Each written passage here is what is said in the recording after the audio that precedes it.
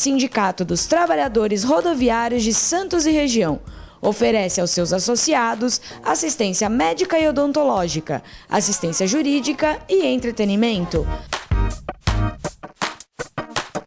Associe-se. Avenida Conselheiro Nébias, 262, Vila Matias, Santos. Telefone 3228-9200.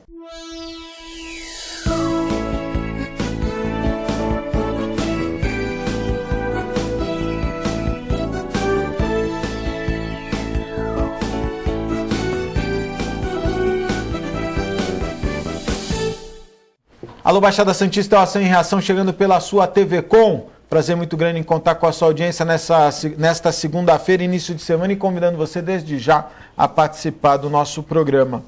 Antes de começarmos a falar com os nossos convidados, hoje eu estou recebendo a presença do Dr. Clemente, gentilmente vindo ao programa, e o Dr. Marcel Andreasa Clemente. Hoje é o dia do rádio. Alguém tem parentesco, né, Clemente? Não só no nome, mas naturalmente na fisionomia. Daqui a pouquinho nós vamos falar hoje dia do radiologista. Aliás, no dia 8 de novembro é homenageado o dia do radiologista, em razão do físico alemão que criou o raio-x, inventou o raio-x. Antes, precisava falar dois assuntos importantes. Primeiro, dizem que quem tem dinheiro gosta de guardar no colchão, sabia, Marcel? Já ouviu essa história? Uhum. Principalmente agora. Principalmente agora, né? Tenho ouvido muito isso. Principalmente agora. E nós temos no Brasil um dos principais banqueiros, né? Que é a família Safra. Né? Muito dinheiro que não cabe no colchão dele naturalmente. E até pouco tempo atrás eles estavam meio receosos, né? Mas do ano passado para cá, eles vêm gastando dinheiro. O meu querido Reale Júnior, mostra aqui o prédio que eles compraram na Inglaterra, compraram em Londres, o prédio que está em Londres. Caramba! Deu agora? Só para me contrariar, deixa eu até mudar aqui Eles compraram o prédio mais caro de Londres. Clemente, é uma grana, hein? Pô. Compraram o prédio todo, coisa não tem esse negócio não. Eles compraram o prédio todo e pagaram uma fortuna. Mas deu pau aqui. Vamos ver de novo aqui. Vamos fazer o seguinte, enquanto ele descansa para recomeçar, o segundo assunto que eu queria comentar, na sexta-feira nós falamos dos números da violência na nossa região e muita gente ficou preocupada. E quero confirmar hoje esses números. Números de roubos e furtos comparativamente janeiro e fevereiro de 2013 e janeiro e fevereiro de 2014.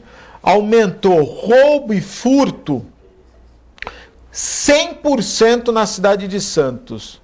Em 2013, nós tivemos 1.529 casos registrados e em 2014, 2.739 casos. Então, um crescimento assustador no roubo e furto. E aí a gente pede... Eu tenho visto essa campanha da Polícia Militar colocando faixas, alertando, olha, aqui é aí é local perigoso e tal. Eu acho que mais do que alertar a população dos locais perigosos, é a Polícia Militar, sabendo que ali é um local perigoso, aumentar a fiscalização, não é? Acho que isso é mais importante, sabe? Que se ali é um ponto de criminalidade, ir com mais força. O que não dá é um aumento de 100% em roubos e furtos. É um número assustador. O roubo de carro, então, o que a gente encontra de pessoas que tiveram problema é impressionante. Clemente, boa tarde, obrigado por vir ao programa. Ainda não carregou, deu algum pau. Aí eu fui falar do prédio do Safra, ficou bravo o Safra, não deixou nem abrir não deixou nem abrir a foto aqui. Mas eu já te garanto, eles pagaram 3 bilhões de reais nesse prédio em Londres, né? Eu acho que tem a ver, Clemente, com uma crise que a Europa está enfrentando, principalmente Espanha, Portugal, Itália, e talvez esteja refletindo em investidores também na Inglaterra, né? Boa tarde, obrigado pela participação. Boa tarde, Augusto. Boa tarde a toda a equipe, a você, telespectador. E estou com o Marcel, já falou do Marcel, né? É uma honra fazer um programa com meu filho também, radiologista. Mas voltando ao aspecto... Augusto, você tem razão. Assim, a Europa está em crise, quer dizer, está em crise esse ano, e já a perspectiva é que continue em crise no próximo ano. Ou seja, a União Europeia como um todo, ela não alavancou da forma como todos esperavam. E cria uma dificuldade. Tanto é que os caras estão vendendo até castelos, né? Muitos castelos. A preços convidativos para quem tem dinheiro. E a família Safra é uma família que realmente tem muito dinheiro. Existe uma ilha lá, que eu não me lembro agora em que local que se eu não me engano é na Espanha mesmo, onde você falou, uma da Safra, ela tem uma casa que vale 1 bilhão e 100 milhões de dólares. Olha aí, quase perto do valor. Uma casa, esse é um prédio, de veraneio. Né? Olha então, só. Realmente os Safras são poderosos. Veraneio, né? Marcel. São poderosos, quer dizer, e como eles têm banco aqui, o banco continua ainda sendo um índice de rentabilidade muito bom. Eu vi o último balanço do Itaú, por exemplo. Do Itaú e do Bradesco. Nossa, Itaú e Bradesco. Na verdade, a lucratividade esse ano foi maior ainda do que nos anos anteriores. Agora, Clemente, eles vão ter problemas, não é? Porque foi descoberto que eles estavam fazendo as operações através de Luxemburgo. Então, o valor o lucro foi maior ainda, porque há uma isenção de impostos, né? Então, de alguma forma, eles conseguiram fazer as operações através de Luxemburgo. Eu li até a respeito da fragilidade do Banco Central, que não conseguiu acompanhar operações milionárias que as duas instituições fizeram. Eu também li esse negócio do Luxemburgo, porque todo mundo está questionando, mas os caras lá falaram que não, a operação foi legal. A operação foi legal. Foi legal. Eles agiram dentro da lei. Dentro da lei. Isso é importante deixar claro. Existem saídas isso mesmo para pagar menos impostos, mas não fora da lei. Mas, de qualquer forma, a União Europeia está pressionando o Luxemburgo a mudar as características de um país que beneficia realmente aos sonegadores, ou enfim, a preocupação até de dinheiro ilícito. Agora, uma coisa curiosa, os bancos já se utilizam das isenções fiscais quando descarregam tudo nas fundações, né? Hoje a maioria dos bancos são ligados a fundações e tal. São as brechas que a lei oferece e aqueles que têm bons advogados conseguem acompanhar. Marcelo, acho que o raio-x hoje é a base de uma medicina de imagem, mas está muito aquém da tecnologia que vocês atingiram nos dias de hoje. Boa tarde, obrigado pela participação. Boa tarde, Augusto. Obrigado pelo convite. Obrigado ao meu pai também pela oportunidade de estar ao lado dele. Sem dúvida, o raio-x é a base do diagnóstico por imagem.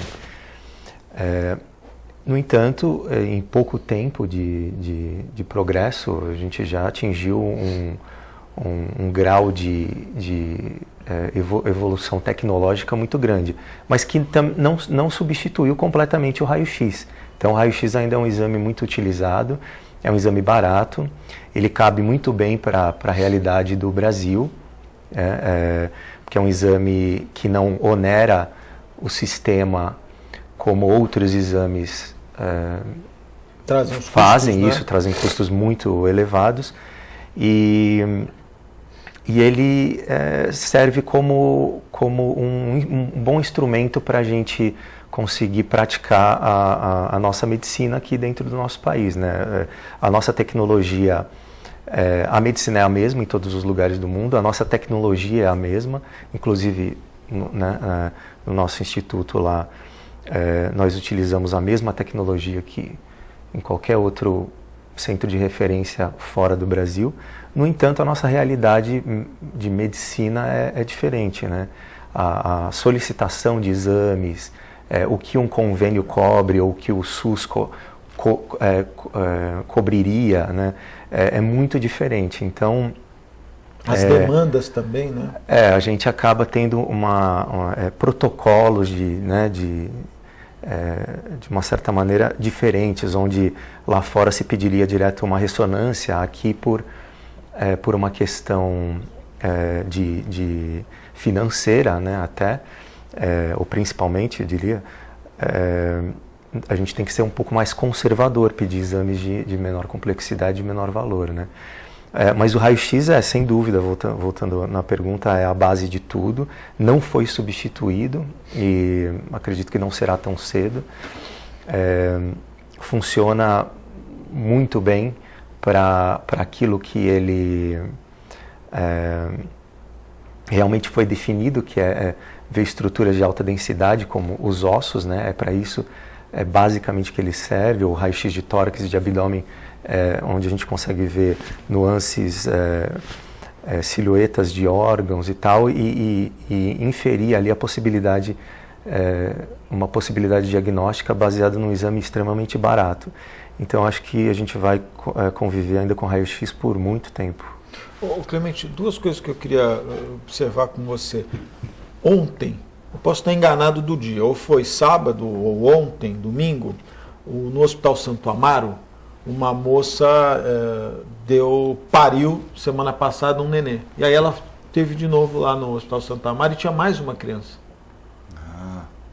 Então teve um intervalo aí de uma semana. Eu te pergunto, o exame de imagem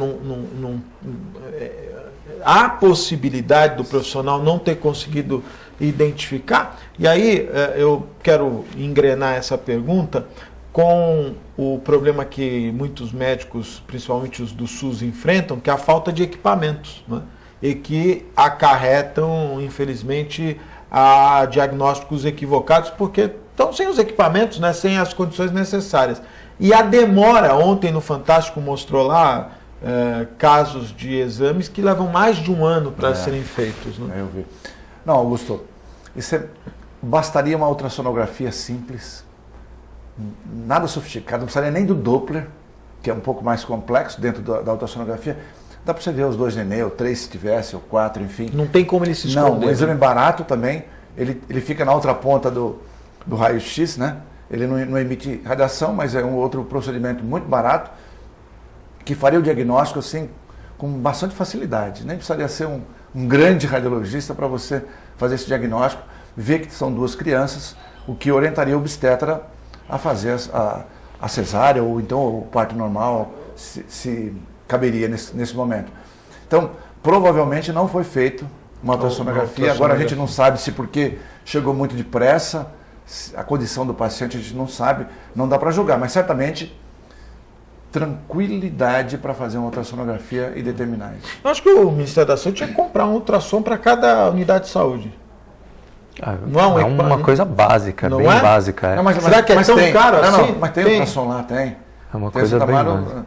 Tem ultrassonografia, tem tomografia, tem raio-x. Quer dizer, o aparelho existe lá, dentro do hospital. E de uma maneira geral, no Brasil, como é que nós estamos de equipamento? Você acha que as unidades... Eu estou dizendo isso porque eu acho que trouxeram os médicos cubanos, até tivemos aqui o presidente do Sindicato dos Médicos, nós discutimos muito isso, né? Qualquer profissional médico precisa de equipamento para hoje, nos dias de hoje, né? Até para ter mais tranquilidade ou não? Sem dúvida. Nos Estados Unidos, e não só lá, mas lá como o avanço é muito grande e como eles têm um fomento, a pesquisa, ganham, muitos vivem só de pesquisa, né? Então pesquisa e avanços tecnológicos são áreas de grande investimento, eles pagam bem, né, e se orgulham daquilo que eles produzem cientificamente, e é o que a gente acaba seguindo como referência, né, porque, obviamente, se eles investem nisso, as grandes descobertas vão acabar sempre acontecendo lá, ou em outros lugares que fazem a mesma coisa, né? Mas agora, o ultrassom, ele já recebe, em alguns centros, recebe o nome até ultrassom portátil. Existem ultrassons que é um tablet com um transdutor e ele acaba virando entre aspas, o estetoscópio do clínico na beira do leito. Então, algumas coisas que seriam mais... O que é sensacional. Sim. Fantástico isso, não é? Uma coisa que seria... qual é a palavra? Morosa, vamos dizer assim. Faz o pedido, desce para fazer ultrassom, sobe de novo. Não. Tira o cara da cama, o paciente... Não, ali já vê na hora, entendeu? Vê o que precisa ser visto ali na hora. Então, quando você falou, não deveria ter um aparelho de ultrassom, poxa, isso é básico, tem que ter, né? Nós já falamos aqui, é lógico que os americanos não fazem pesquisa porque acham bonita a pesquisa, fazem pesquisa porque a pesquisa é bem paga pelas grandes empresas, pelos grandes laboratórios que têm interesse. Tem muito brasileiro hoje, nós já falamos aqui, né? Houve um êxodo de pesquisadores brasileiros para os Estados Unidos. Não, tem vários, né? E todos os grandes centros, por exemplo, acabam pegando esses radiologistas. O que é bom, o que quer ficar, tudo bem. Por exemplo, o Marcelo esteve lá nos Estados Unidos, ficou 2 anos e meio. Você ficou 2 anos? Ficou que universidade? Em Boston, complexo de Harvard. Então, se quisesse ficar lá, por exemplo, podia ter ficado como pesquisa. Eles pegam você como pesquisa. Né? Ou seja, se você começa a se destacar ali no meio, ou se você já foi para isso, você acaba ficando. Né? Quer dizer, evidentemente que o objetivo do Marcelo era voltar, porque a família está aqui, já tem uma estrutura montada, mas se você vai de uma outra forma... Um outro objetivo, né? Você vai acabar ficando. Ou seja, esse investimento, como você chamou, tanto para a evolução da saúde do país, no caso, como para as empresas que, por sua vez, financiam isso com objetivo econômico lá na frente. Lógico. Porque elas vão vender para outros países esse produto que foram testados nessas universidades. Esse exemplo do ultrassom portátil, né? Hoje a pessoa pede um exame, o transtorno que é para fazer um ultrassom, né? No SUS é complicado e no particular também. Né? Desloca o paciente de um lugar para outro, o paciente tem que circular dentro de um hospital. Interessante, quer dizer, naturalmente que lá deve ser um preço, aqui já ainda nem deve ter, mas é através da pesquisa que vai se dar condição de qualquer profissional ter um aparelho como esse, né? E que vai facilitar demais um diagnóstico. Quer dizer, interessantíssimo isso. A medicina é global e ela segue uma referência global, né? A gente procura praticar a medicina de uma maneira uniforme em todos os lugares, né? Você escolhe o que é de melhor, né? O que acontece a medicina hoje, e vai continuar sendo assim, ela está diretamente ligada à tecnologia, né? Quanto mais a gente avança tecnologicamente, mais avançam-se a sensibilidade diagnóstica, ou doenças que não através das pesquisas e tecnologia, identificando. Novos marcadores de doenças que antes não eram identificáveis ou identificadas,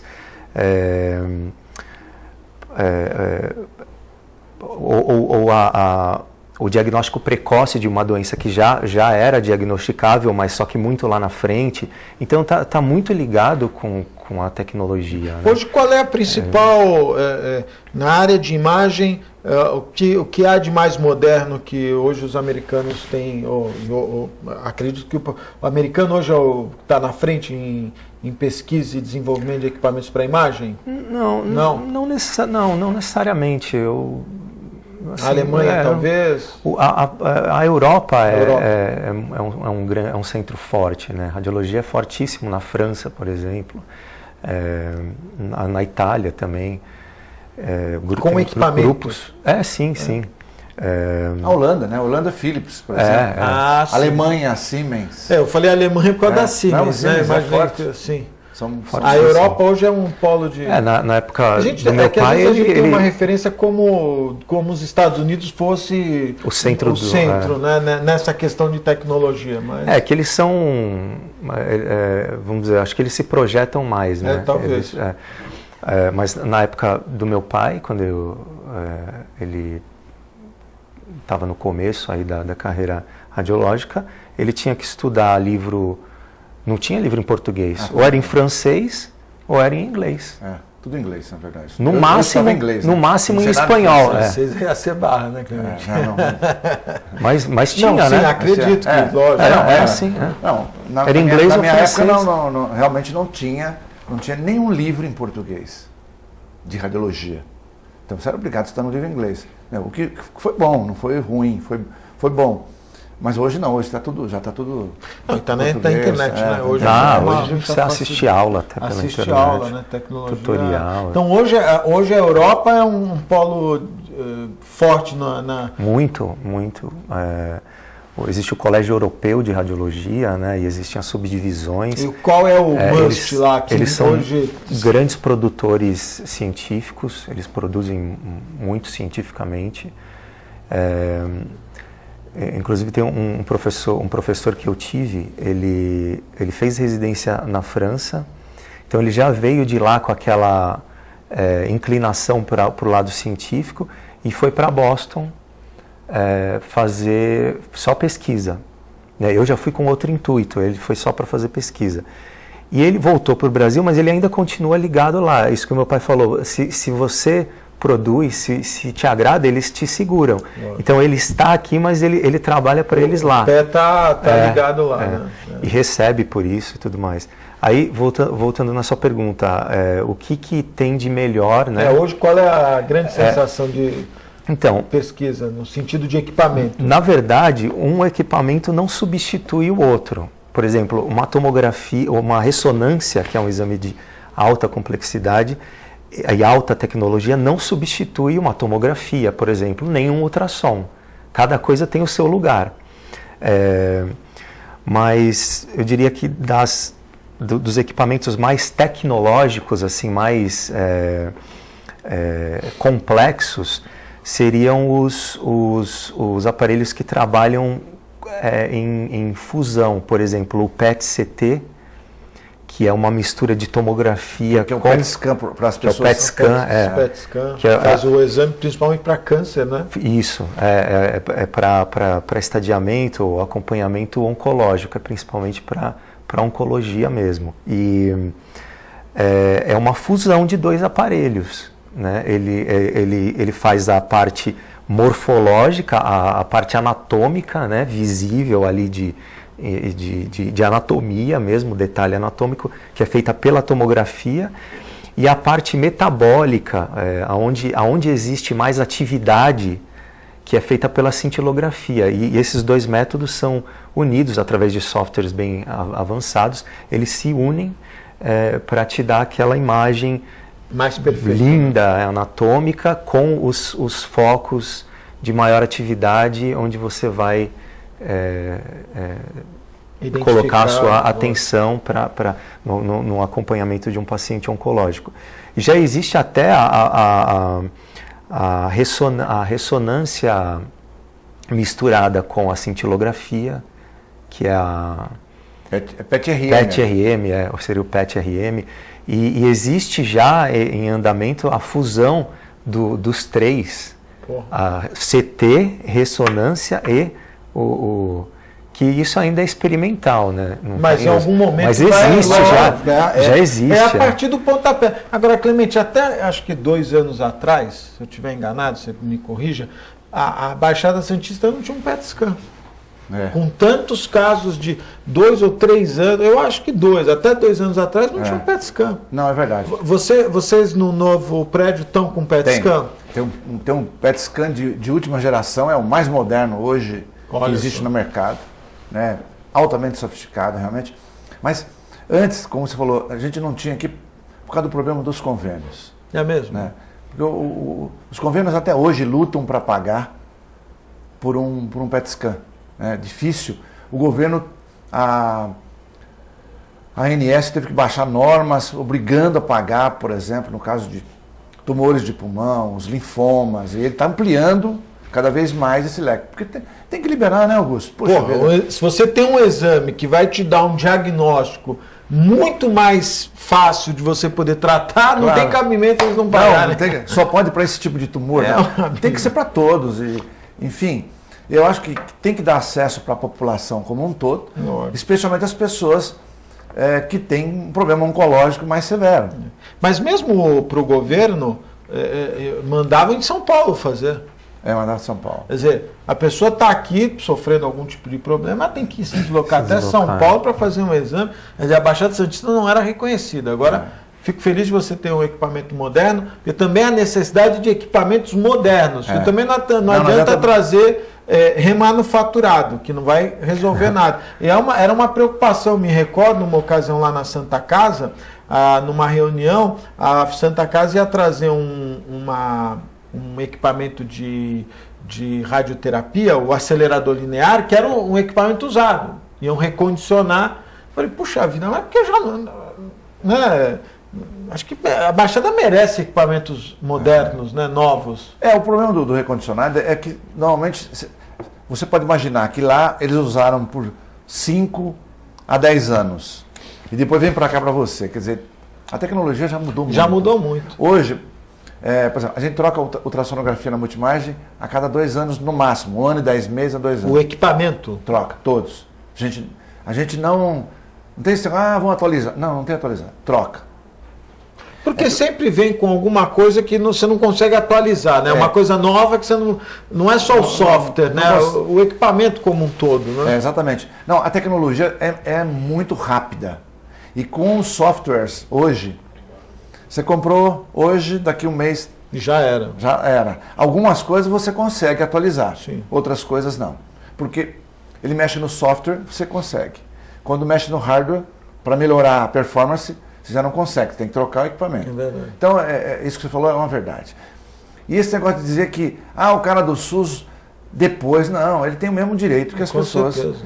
Porque ele não está nessa condição por querer. Né? Então, o governo tem que assumir... E o Estado tem dinheiro suficiente para pagar um exame. Tem. Vamos falar a verdade? Se o Estado, né? Se o Estado tivesse quebrado, nós estamos quebrados porque queremos, né?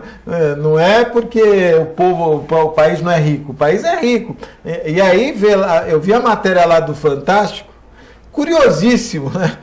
E são cidades, Crato, por exemplo, a cidade lá do Ceará, é uma cidade que é uma cidade até forte comercialmente, mas não é uma metrópole. Aí lá, o marido vendia um negócio para a prefeitura, a mulher vendia outro, e no fim a pessoa não tinha um exame. É cômico se não fosse trágico, né? Quer dizer, nem para disfarçar, Marcelo. É terrível. Assim, obviamente não vamos dar nome aos bois, né? Não vamos citar nomes, mas existem 2 políticos famosos que tiveram um problema de câncer e usaram uma medicação de última geração para o tratamento desse câncer. E não aprovaram a liberação dessa medicação que os ajudou para a rede pública. Isso eu não sabia. Olha o contrassenso Detalhe, que é. Eram deputados, né? Ou senadores? Eram... Porque os senadores e os deputados de mais alto usam, não sei escalão. Se você sabe, mas tanto os deputados como os senadores, o plano de saúde deles é liberado, Clemente. Você sabe disso, né? Eles são atendidos como particular e quem paga é o governo.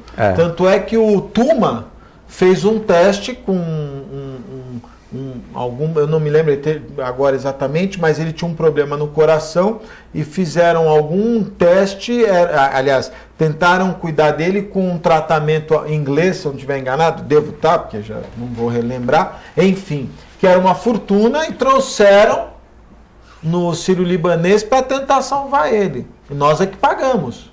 Porque ele tem direito a uma prerrogativa dos senadores e deputados a ter esse cartão livre, né? Quer dizer, eu não tenho dúvida. Recentemente eu li também de um deputado federal que fez um tratamento de câncer e trouxe uma tecnologia aí de fora. E nós é que estamos pagando. E as pessoas não conseguem fazer uma sessão de radioterapia, Clemente. Não consegue. Não, além de não ter todas as possibilidades, se limita muito o exame. Então você pode fazer, por exemplo, tantas tomografia por mês, tantas ressonâncias por mês. Acho que não tinha que ter limitação. Se há necessidade, se usa. Se não há necessidade, não usa. Mas sem limitar isso, porque realmente vai naquilo que a gente comentou aqui já em vários programas. A pessoa espera 3 meses, 4 meses, 6 meses para fazer um diagnóstico. E aí não dá. Até na mamografia, né, Augusto? É verdade. Eu peguei uma paciente que tinha passado pelo SUS e um médico me ligou, você pode fazer? Posso fazer, sem cobrar do paciente. Sim, e para mim realmente foi muito significativo. E aí foi feito um diagnóstico de um câncer mesmo, avançado. Isso era março.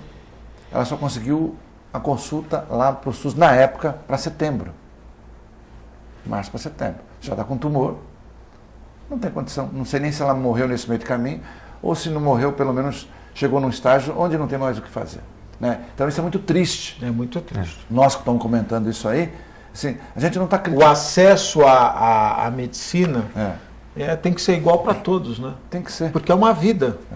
Na saúde, a moradia, não é um dever do Sem Estado. dúvida. É constitucional. É constitucional. É que, infelizmente, nós vivemos essas dificuldades, talvez pela grandeza, mas não precisa, como eu disse aqui, não precisa ir muito longe. Até alguns anos atrás, Santos estava, a Baixada tinha um equipamento de radioterapia que era o da Santa Casa, a Benê não estava utilizando, era o da Santa Casa, e que era um equipamento para lá de Bagdá. Já estava, né, até pouco tempo atrás, até 2 anos atrás não tinha, a Fernanda fez vários exames de PET scan, de 2 anos para cá, que começou, de 2 ou 3 anos, começou a fazer aqui na Baixada, porque não tinha o exame, você tinha que fazer fora. Né? Me lembro. Né? Eu não consigo entender uma região tão né, promissora como o caso do acelerador linear. Você ia ver, Campinas tinha, Ribeirão tem, outras cidades, outras regiões tinham equipamentos mais modernos, e aqui ainda nós estávamos na briga da radioterapia da Santa Casa, que tentava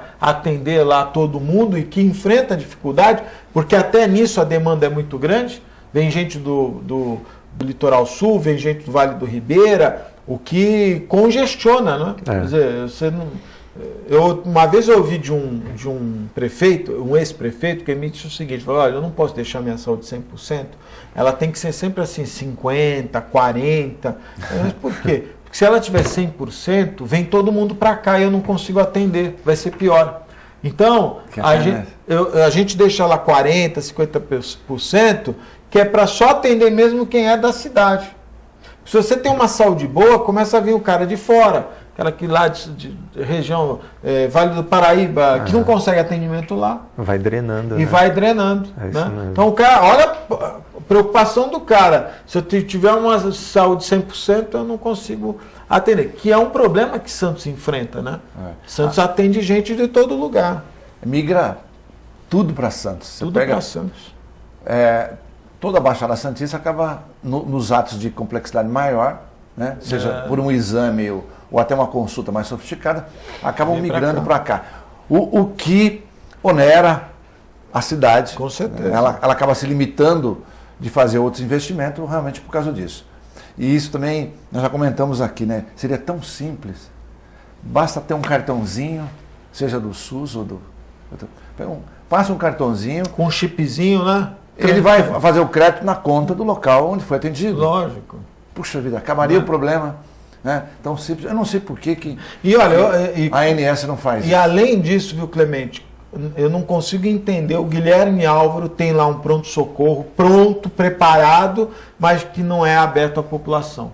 Né? E a gente fica só com um pronto-socorro, que é o principal, que agora vai mudar, enfim, algum prefeito viu, Paulo viu a necessidade de tirar o pronto-socorro central da onde está um prédio antigo, sem condições, né?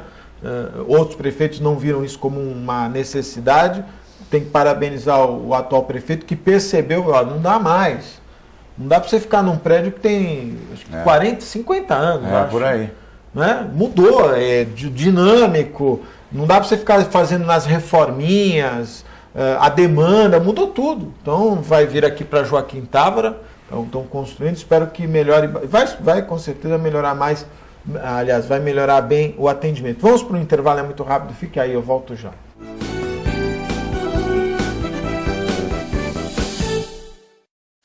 com o objetivo de atender cada vez melhor. O Plano de Saúde Santa Casa oferece a você e a sua família uma ampla rede de atendimento em Santos, São Vicente, Praia Grande, Cubatão e Guarujá. Além de contar com a melhor equipe médica e multiprofissional do litoral paulista. Plano de Saúde Santa Casa de Santos. O melhor atendimento em plano de saúde. 3226-6200.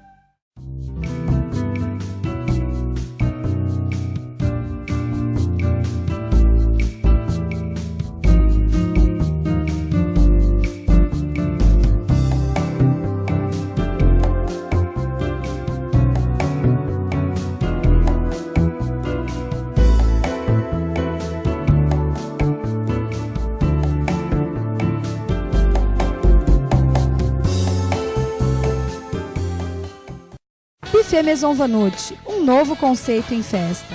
Requinte e sofisticação no mesmo espaço. Atendemos todos os tipos de eventos, aniversários, casamentos, festas infantis e confraternizações. Venha conhecer nossos ambientes e faça o seu orçamento. Buffet Maison Vanut, Avenida dos Bancários, 42.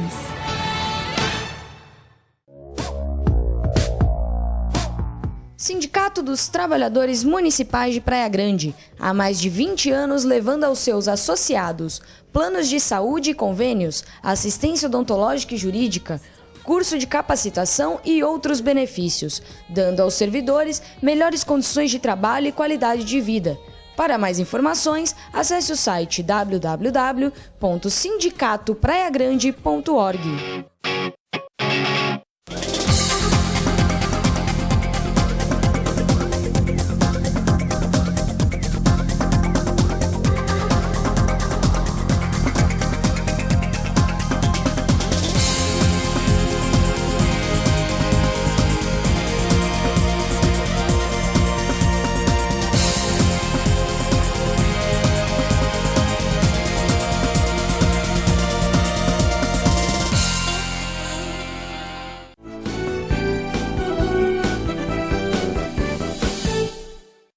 Estamos de volta ao vivo, mandando um abraço especial meus amigos da Ozan, 32288000. Acesse o site www.ozan.com.br. Quem nos apoia também é o restaurante Boqueirão Express Grill, Rua Lobo Viana, 89, ao lado da Unisanta, em frente ao Supercentro Boqueirão. Restaurante Boqueirão Express Grill. E os meus amigos do Incatep, o primeiro e verdadeiro centro de excelência portuária.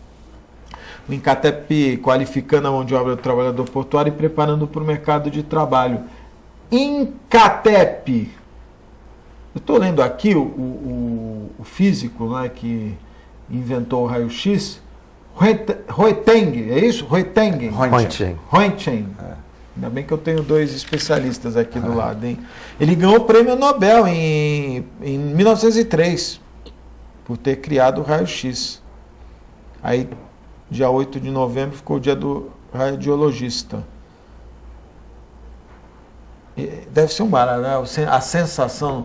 Imagina a família desse sabendo, né, que uma descoberta, uma pesquisa gerou tanto conhecimento e da onde proliferou tantos outros equipamentos, né? Foi interessante. Quer comentar, Marcelo?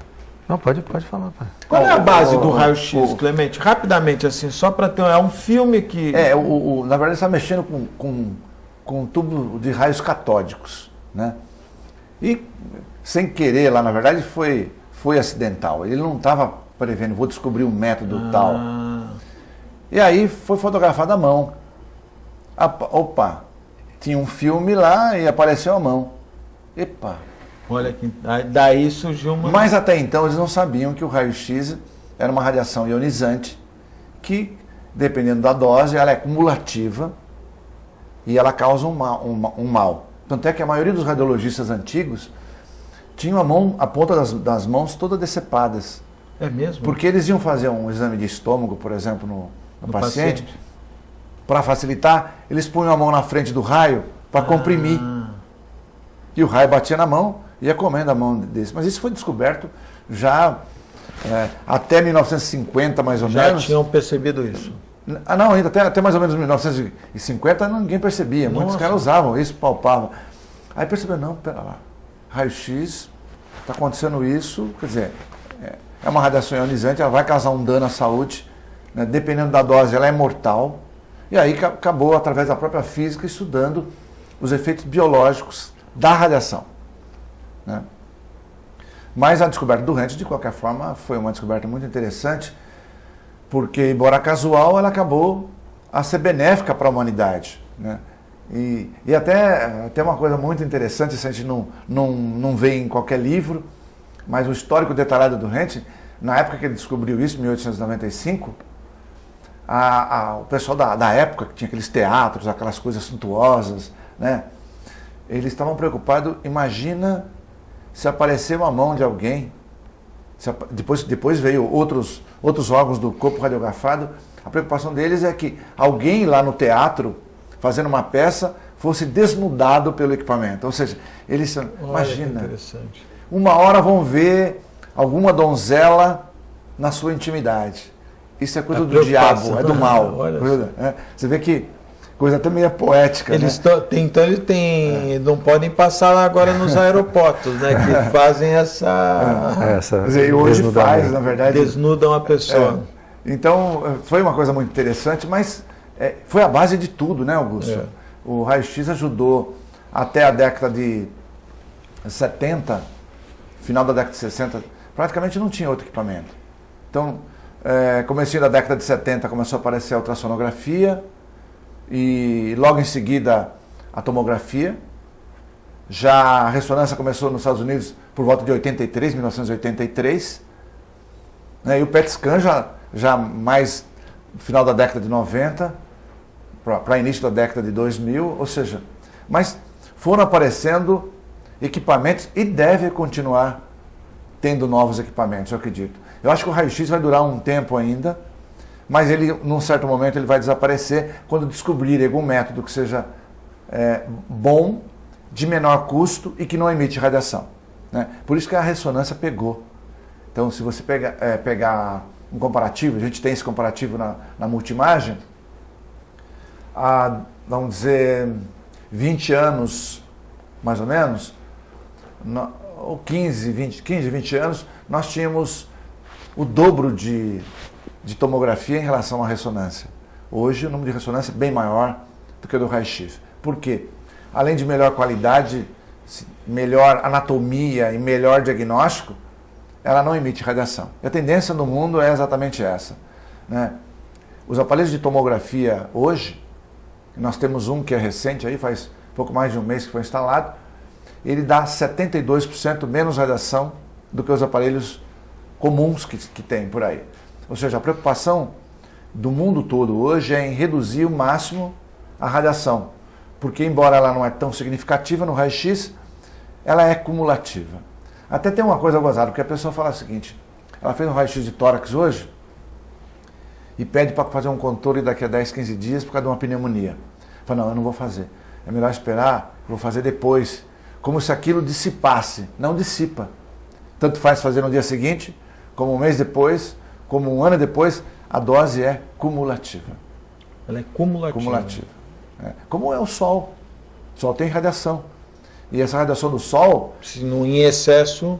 Mas não é só aquele momento, eu fui lá na praia e tomei um monte, no dia caiu a dia, a pele. né? Não, ela também é cumulativa. Esse efeito pode ser imediato, se a dose for muito grande, ou ao longo do tempo, dependendo da dose que você tomou, seja de radiação por raio-x, seja pela radiação solar.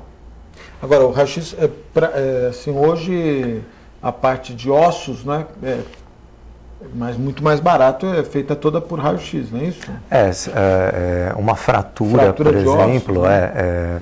De ossos longos, basicamente você acompanha pelo raio-x. Algumas fraturas muito complexas, de face, por exemplo, não tem jeito, tem que fazer tomografia mesmo, porque pelo raio-x, como tudo fica sobreposto, né? O raio passa por aqui e tudo, a sombra disso tudo fica no filme. Então você não consegue ver os detalhes ali de uma fratura complicada de face. Então tem que fazer desculpa te interromper, você estava falando de tomografia, eu cheguei a ver uma tomografia em 4 dimensões. Você tinha um órgão, né? E eu achei aquilo... o 3D, 4D. Da tomografia ou do ultrassom? Tomografia. Tomografia, isso. São as reconstruções. Olhava ela como se tivesse entrado dentro... É isso mesmo. Hoje os aparelhos de tomografia são... praticamente ele colhe um bloco inteiro, né? Ele faz uma varredura em segundos e colhe aquele bloco inteiro. Fotos. É como se fosse fatias. Um raio-x, porque você tem naquele círculo, né? Você tem um círculo aqui, onde o paciente entra. Nesse círculo fica rodando um arco onde tem um feixe de raio-x e uma porção de detectores embaixo. Né? Esses detectores, é por isso que a gente chama de multi-slice, porque são múltiplos detectores que captam aquele feixe de raio-x. E aquilo gira a uma velocidade próxima de 200 km por hora, né? É absurdo. É uma velocidade imensa. Pra você ter uma ideia, aproveitando, deixa você continuar, Marcelo. Augusto, nós temos um aparelho agora aí que faz 400 imagens no segundo. Em um segundo. No segundo. 400 imagens. É muito rápido. Então aquilo faz uma varredura e colhe um bloco. Esse bloco ele pode ser pós-processado de várias maneiras, utilizando softwares específicos para isso. Então, angiografias, por exemplo, onde você reconstrói só o sistema vascular, as veias e artérias do paciente. Ou como você deve ter visto, talvez, o que você viu, você lembra? Eu vi, a minha esposa fez um exame para ver... Era abdominal. Órgão, era abdominal, mas nós estamos vendo um órgão específico lá, não me lembro se foi a bexiga, chegou a ver uma... Mas era abdômen. Então vamos dizer que sejam as vias urinárias, né? Sim. Aquele contraste injetado no paciente, ele é filtrado pelos rins e desce, né, pelas vias urinárias, ureter, tal, e chega na bexiga. Isso tudo pode ser reconstruído e você fica só com aquilo... Com aquilo que te interessa, vamos dizer assim. Apaga, né, o resto. Não, eu vi isso, era um negócio interessante. Não vou lembrar exato, mas eu vi que... Mas o que mais me deixou impressionado foi girar e ver o órgão todo. É mesmo a cabeça, Marcelo, podia explicar o plano que você vê? Sim. Você diz os planos ortogonais? Não. O que o Augusto está chamando a atenção é que ele via em vários ângulos. Sim, não, aquilo é um modelo 3D que você manipula à vontade. Isso mesmo, você manipula à vontade. Então você pode, por exemplo, sumir com tudo que não é osso e deixa só o osso. Ou sumir com tudo aquilo que é muito denso e fica só com o que é menos denso. E você recorta e fazer o diagnóstico. São muitas coisas. A gente... não sei se pode falar do procedimento que a gente vai começar a fazer lá da histerotomo. Agora vai ter que falar. A gente vai começar a fazer um procedimento que chama histerotomografia. E se utiliza disso. Então, hoje, um dos exames feitos no acompanhamento de infertilidade na mulher é a histerosalpingografia, que é um exame de raio-x, onde é injetado contraste dentro da cavidade do útero e observa-se se esse contraste atravessa as trompas. Indo à formação, se há algum impedimento. E se existe algum impedimento, né, se aquilo lá está obstruído. E funciona muito bem, né? Nós fazemos bastante esse procedimento lá. Só que a histerotomografia, ela dá muito mais informação, porque você pode fazer isso aí que você viu. Então, além de você ter a anatomia que é dada pela própria tomografia em 2 dimensões, você ainda pode reconstruir aquela cavidade. Poxa. É muito mais fácil de você identificar malformações e qual o tipo de malformação quando existe. Tende a ser menos incômodo, porque você não precisa fazer grandes manipulações ali como a gente precisa fazer no raio-x, para você poder fazer com com que aquela imagem saia bem no raio-x, você tem que tracionar, tal, fazer algumas manobras que são incômodas para a paciente, que, né, nesse exame você não precisa fazer tanta manobra, porque você já vai colher um bloco daquilo. A visibilidade deve ser melhor, né? Bem melhor. Não, é fantástico. Você chamou a atenção, por exemplo, para... É uma peça anatômica. É uma peça anatômica. Você pega um crânio hoje, Augusto, eu posso olhar ele por baixo, de baixo para cima, de cima para baixo, é impressionante. de lado, de frente. Tiro o osso, vejo só o cérebro. Tiro o cérebro, vejo só o osso. Tiro o cérebro, o osso, vejo só os vasos. Agora, Clemente, como é que o software ele lê as fotos, é isso? Porque esse exame, são tantas imagens, né, que você tem, que aí o software consegue montar esse jogo de quebra-cabeças, é isso? Exatamente, é o software. É o software. O grande segredo é o software, porque, vamos dizer assim, a imagem obtida pelo hardware, que seria o equipamento lá, ela é a mesma. Porém, você tem software, para alguns aparelhos tem, para outros aparelhos não, que te permite, não, eu quero vamos dizer assim, eu quero uma angiografia cerebral. Aí só deixa os vasos. Olha só. Você põe lá, o software pergunta o que você quer. Não sei se está fácil aí, não deve estar. Lembra o Dr. Ronaldo, psiquiatra que veio? Tá essas imagens aí? Não, né? Não tem problema. O Dr. Ronaldo trouxe aqui, Clemente, umas imagens, o Dr. Ronaldo... Formento Aguiar. Aguiar. Ele trouxe umas imagens sensacionais mostrando a questão do cérebro, os vasos, eram até umas arvorezinhas cheias de ramificações, eu achei sensacional. E ele estava fazendo esse estudo, né? E é através de imagem. Não, o Ronaldo é fantástico. Você falou do nome dele, assim, é um cara fantástico, ele é um cara hiper atualizado. É verdade. Assim, e que estuda a psiquiatria com outros olhos, com outro foco. Aquela que não é só... eu estou tratando do louco, do maluco e tal. Não. É o respeito pelo ser humano, no sentido seguinte, vamos pesquisar causas orgânicas para ver se o problema dele não é orgânico. É verdade. Clemente, obrigado, viu, Gisele? Gisele e a Daiane, vamos... essa aí é uma tomografia. É uma ressonância. É uma ressonância. Aí ele estava dizendo aí da movimentação do cérebro, tal, né? Isso aqui é as áreas frontais, aí está mostrando lá, aquelas áreas amarelas, esverdeadas, tudo. Aí depois embaixo você já vê região pericerebelar. Para mostrar atividade cerebral. Ele quis fazer esse comparativo. Próxima foto. Essa é uma outra imagem. Uma lesão cerebral. Um tumor. Ali ele quis dizer, ele fez uma... Pode ir passando, Gisele, porque na hora que chegar aqui eu queria mostrar para o Clemente, mas ele quis dizer, ele comparou um tumor no cérebro com as doenças...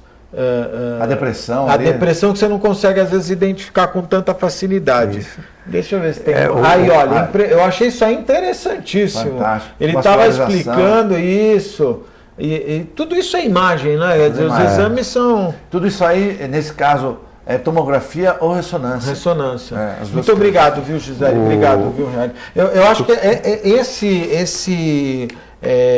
esse momento que nós estamos vivendo hoje da medicina, não tem que ter vergonha de ver exames, né? Não podemos ter vergonha. Aliás, para você fazer... Não, porque eu não vejo, mas os médicos não têm que trabalhar junto. Tem. Não, para fazer uma medicina boa hoje, é imprescindível o exame complementar, que não tem que ser obrigatoriamente só de imagem, não, de laboratório também. Lógico. Hoje você tem exames laboratórios fantásticos, que te permitem fazer um diagnóstico definitivo de uma doença, que às vezes é rotulada como paranoia, como, sei lá... não identificada, psicado, enfim. Né? Mas às vezes os médicos têm medo, né? Alguns médicos, às vezes eu fico... Até pela pressão que os planos fazem, não ter as imagens, o que é um absurdo, né? Assim, você vê, a nossa medicina, a gente estava falando agora há pouco do começo do século, né? Lá do século passado, onde as pessoas tinham, não, isso é coisa do demônio e tal. A medicina, há não muito tempo atrás, era considerada feitiçaria, né? É verdade. Então, a gente tem pouco tempo de evolução. E conforme como as coisas evoluem muito rápido, algumas pessoas são muito conservadoras. E essas pessoas acabam travando um pouco o avanço e a aceitação disso como um todo, né?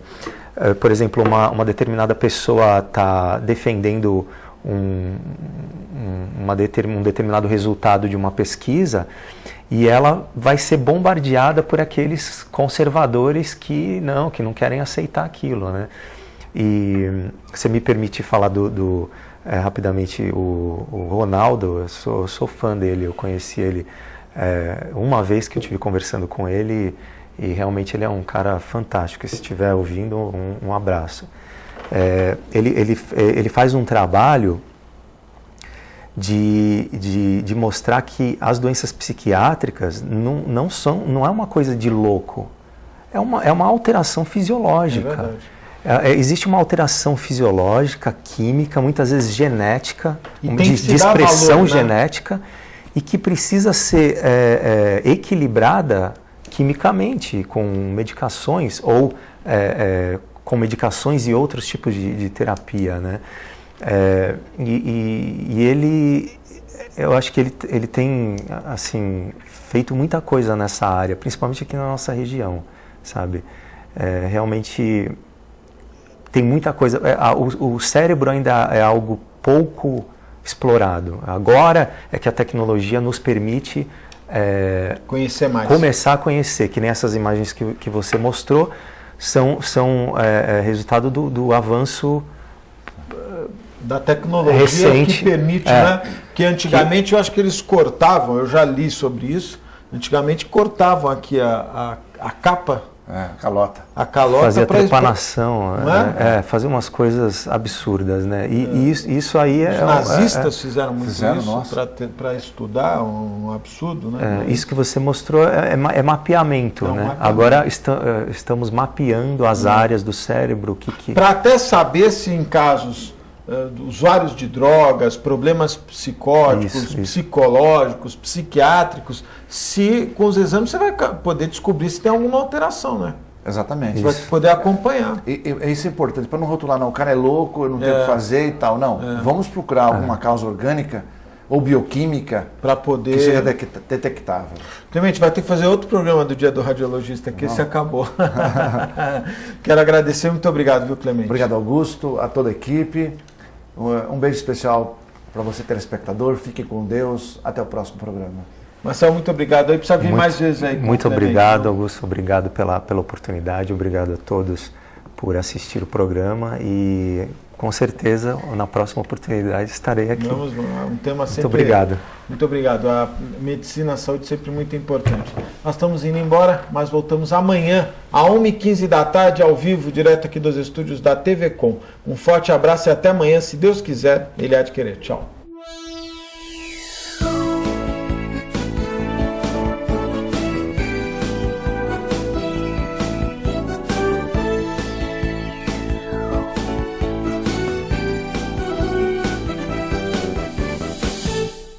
Um pedacinho da França agora ilumina Santos.